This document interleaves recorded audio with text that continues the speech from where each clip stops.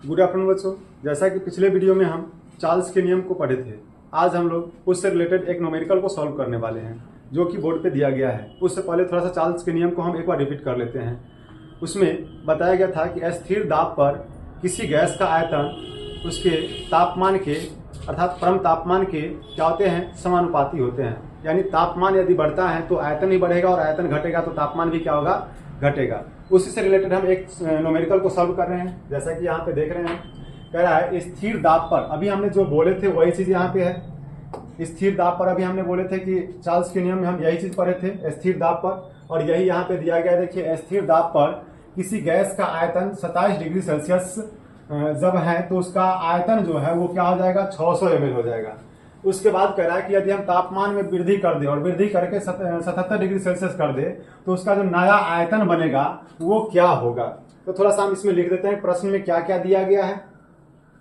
तो प्रश्न से लिखते हैं, प्रश्न से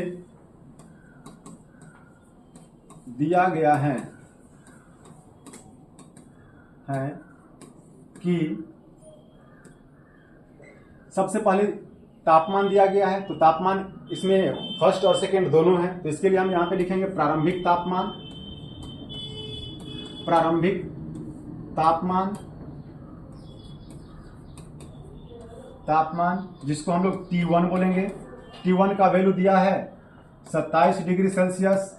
अब इसमें जो आयतन है वो ml में है, इसीलिए हम इसको भी क्या करेंगे, तो डिग्री सेल्सियस को केल्विन में कन्वर्ट कर लेंगे। केल्विन में कन्वर्ट करने के लिए डिग्री सेल्सियस में 273 जो केल्विन होगा उसको जोड़ना पड़ता है।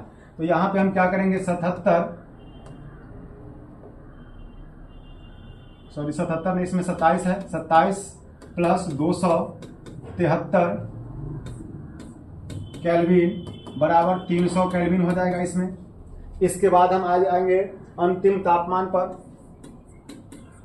अंतिम तापमान जिसको हम लोग बोलेंगे T2। अंतिम तापमान दिया गया है 77 डिग्री सेल्सियस, तो लिखिए हम 77 डिग्री सेल्सियस।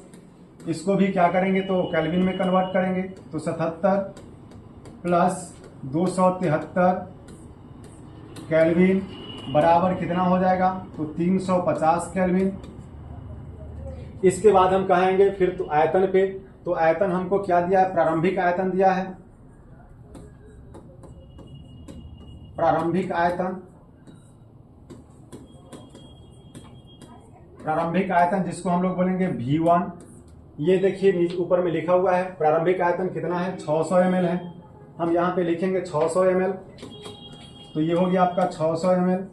इसके बाद कह रहा है कि नया आयतन क्या होगा, जब हम तापमान में वृद्धि करेंगे तो उसका नया आयतन जो है वो क्या होगा। तो नया आयतन के लिए यहाँ पर दिया गया है, हम इसको बोलेंगे अंतिम या नया आयतन जिसको बोलेंगे V2 बराबर हो गया यहाँ पर वाट।